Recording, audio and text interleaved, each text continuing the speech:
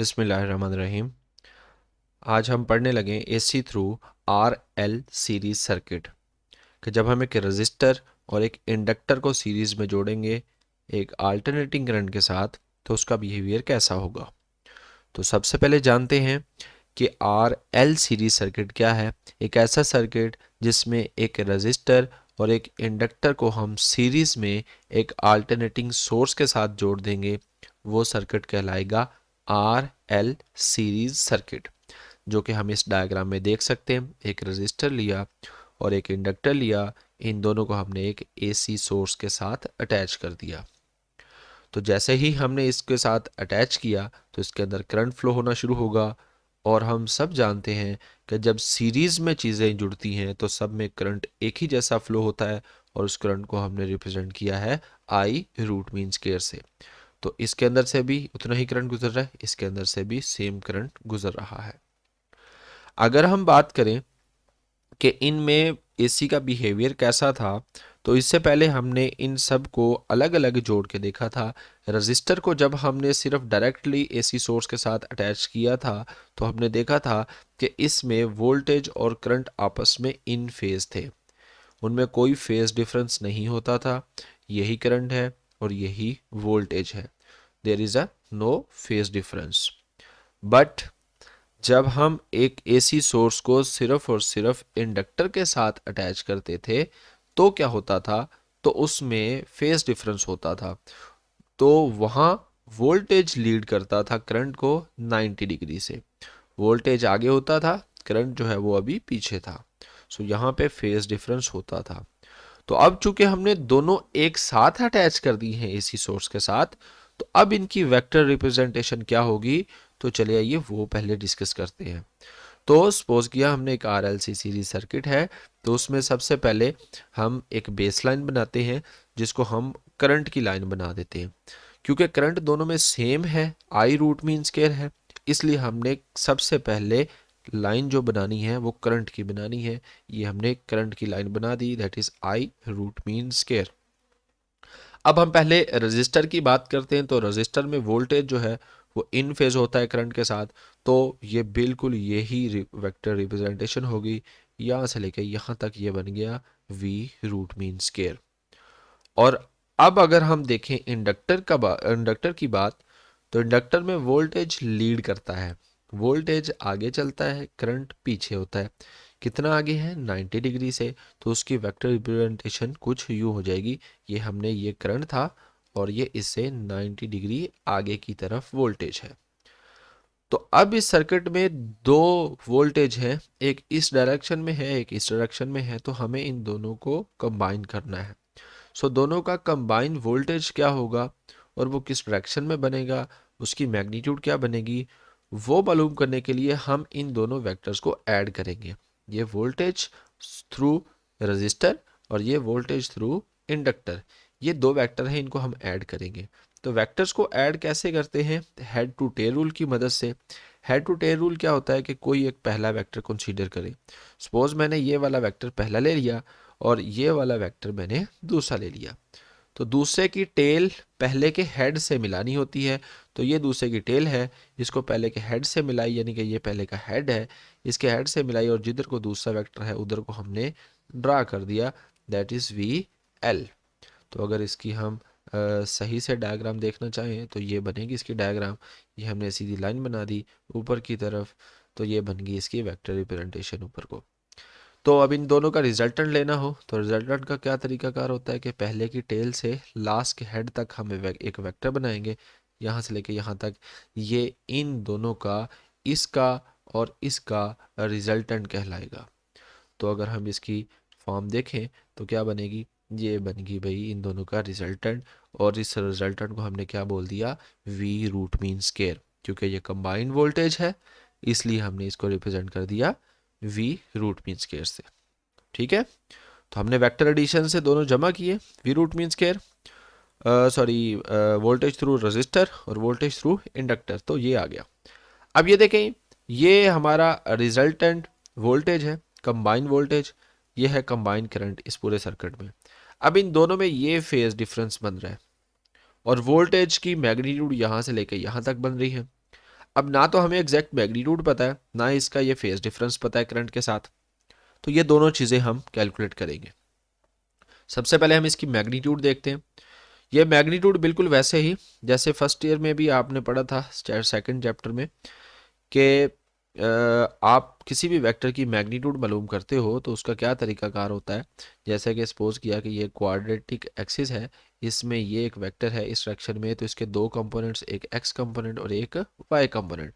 तो इसकी मैग्नीट्यूड का क्या फार्मूला होता था, अगर ये वेक्टर आर है तो ये किसके बराबर है, उसके आर के एक्स कंपोनेंट का स्क्वायर प्लस उसके वाई कंपोनेंट का स्क्वायर और होल का स्क्वायर रूट, तो ये आ जाएगी उसकी मैग्नीट्यूड। तो यहाँ पे भी कुछ यही काम होने वाला है। ये है एक्स कंपोनेंट यहाँ से लेके यहाँ तक ये वाला, और ये क्या है V R, so V R का square and plus Y component है यहाँ से लेके यहाँ तक, ये क्या है V L, so V L का स्क्वायर होल का स्क्वायर रूट। सो ये बन गई रिजल्टेंट की मैग्नीट्यूड, और रिजल्टेंट हमारे पास किसके बराबर है, वी रूट मीन स्क्वायर के। तो कुछ यही काम हम करने लगे हैं। जैसा कि हम देख सकते हैं कि इस रिजल्टेंट की मैग्नीट्यूड किसके बराबर होगी, that is V R square plus V L का स्क्वायर। सो इसकी वैल्यू पुट कर दें, v इज इक्वल टू होता है आई आर। सो करंट दोनों में सेम है, तो इस रजिस्टर का भी करंट क्या है वी रूट मीन स्क्वायर, और इस रजिस्टर की रेजिस्टेंस को आर से ही शो करते हैं। और इंडक्टर के लिए भी यही फार्मूला लगेगा। इंडक्टर में भी करंट तो सेम है, लेकिन इंडक्टर की रेजिस्टेंस को एक्स एल से डिनोट करते हैं। सो स्केयर हमने दोनों के अलग अलग कर दिए, आई स्केयर का अलग हो गया, आर स्केयर का अलग हो गया। सेम इसी तरीके से R square I root mean square का अलग और एक्स एल स्केयर का अलग। ये आई स्केयर दोनों में से कॉमन ले लिए, इसमें भी आई स्केयर है, इसमें भी I square root mean square है, तो ये हमने दोनों कॉमन लिए। जैसे ही हमने कॉमन लिए तो ये बन गया आई रूट मीन स्केयर, और ये सारा दोनों ये दोनों प्लस हो गए। दोनों का स्केयर रूट अलग अलग कर दिया। स्केयर रूट की प्रॉपर्टी है कि अलग अलग भी कर सकते हैं, कंबाइन भी कर सकते हैं। तो ये हमने इसका स्केयर रूट अलग कर दिया, इस सारे का स्केयर रूट अलग कर दिया। ये स्केयर रूट से कैंसिल, आई रूट मीन स्केयर, और ये से वैसे का वैसे ही रह गया। एक्स एल इंडक्टिव रिएक्टेंस बराबर होती है ओमेगा एल के, जो कि हम पहले पढ़ चुके हैं, तो इसकी वैल्यू लिखी। सो ये आ गया combine voltage in an R L series circuit. तो ये होगा कंबाइन वोल्टेज, ये इसकी मैग्नीट्यूड पता लगा ली। तो इस सर्किट की रेजिस्टेंस क्या होगी, कंबाइन रेजिस्टेंस को हम बोलते हैं इम्पीडेंस, और इम्पीडेंस कंबाइन रेजिस्टेंस को बोलते हैं, और उसका फार्मूला हम ओहम लॉ से ही ले लेते हैं कि V is equal to I R, और यहाँ से अगर हमने R मालूम करना हो तो वो बराबर हो जाता है V ओवर I के। सो ये कंबाइन रेजिस्टेंस है, इसको हम इम्पीडेंस Z से शो करते हैं, तो कंबाइन वोल्टेज यूज होगा। कंबाइन वोल्टेज को क्या लिखते हैं वी आर एम एस, और कंबाइन करंट को भी क्या बोलते हैं I R M S. So ये इम्पीडेंस का क्या फार्मूला बनेगा, ये बन गया V root mean square over I root mean square. यहाँ अगर हम वी रूट मीन स्क्वायर की वैल्यू लिखें, जो कि हम अभी प्रूव करके हटे हैं, वो किसके बराबर है I root mean square into under square root of R square plus omega L का स्क्वायर। ये वैल्यू अगर हम यहाँ पे लिखें तो क्या बन जाएगी, impedance I root mean square R square plus omega L whole square whole का square root whole over I root mean square. I root mean square से I root mean square cancel, that is the formula for impedance of that circuit.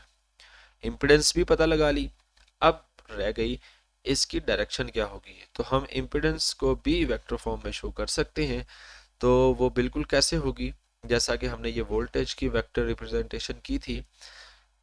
जिस direction में जिस component का voltage होगा, उस component की resistance भी उसी डायरेक्शन में होगी। क्या मतलब कि ये इधर को वोल्टेज थ्रू रेजिस्टर था, तो इसी डायरेक्शन में रेजिस्टर की रेजिस्टेंस भी होगी अगर हमने वेक्टर बनाना हो उसका। तो ये इधर को वोल्टेज थ्रू इंडक्टर था, तो इसी डायरेक्शन में रेजिस्टेंस थ्रू इंडक्टर होगी, जिसको हम इंडक्टिव रिएक्टेंस बोलते हैं। तो इन दोनों को जमा किया बिल्कुल वैसे ही जैसे हमने ये उठा के यहाँ पे रखा था, तो ये दोनों का रिजल्टेंट बना था। सेम इसी तरीके से इसको भी उठा के हमने यहाँ पे रखा एक्सएल, तो ये इन दोनों की कंबाइन रेजिस्टेंस बन गई दोनों को जमा करके, और ये क्या है, इम्पीडेंस कहलाती है। लो जी, हमने इम्पीडेंस भी बना ली। अब इम्पीडेंस में भी फेज डिफरेंस वही है और वोल्टेज में भी फेज डिफरेंस वही है, तो वो फेज डिफरेंस भाई कितना होगा वो कैलकुलेट करेंगे। Phase difference I root mean square और वी रूट मीन स्क्वायर में क्या होगा, इस फेज डिफरेंस का फार्मूला आप लोगों ने फर्स्ट ईयर में भी पढ़ा है, थीटे का formula, that theta is equal to tan inverse y component over x component. कुछ यही फार्मूला यहाँ पे भी लगने वाला है कि हमने फेज डिफरेंस मालूम करना है, तो tan इनवर्स y कंपोनेंट कौन सा था, ये वाला y कंपोनेंट, x कंपोनेंट कौन सा था यहाँ से लेके यहाँ तक, ये x component, so y over x। So value put की v is equal to I R, I दोनों में सेम है इसलिए ऊपर भी आई आ गया रूट मीन स्क्वायर, नीचे भी आई रूट मीन स्क्वायर। इंडक्टर की रेजिस्टेंस XL होती है और रजिस्टर की रेजिस्टेंस R ही होती है, तो आई रूट मीन स्क्वायर से I root mean square cancer है, XL ओवर R, और XL बराबर होता है ओमेगा एल के। ये आ गया phase difference between the voltage and current in are L series circuit. तो हम यहाँ पे ये नहीं कह सकते कि ये वोल्टेज जो है वो करंट से 90 डिग्री आगे चल रहा है, नहीं, 90 डिग्री नहीं है, हम इस फार्मूला में वैल्यूज लिखेंगे, तो जो वैल्यू हमारी आई उतने डिग्री वोल्टेज आगे चल रहा होगा। So we can say the voltage is leading the current through that angle that is given as theta is equal to tan inverse omega L over R। ये था behavior of AC in RL series circuit। उम्मीद है आप समझ चुके हैं अच्छे से। अगर किसी का कोई क्वेश्चन हो तो वो कमेंट में पूछ सकता है। अल्लाह हाफिज़।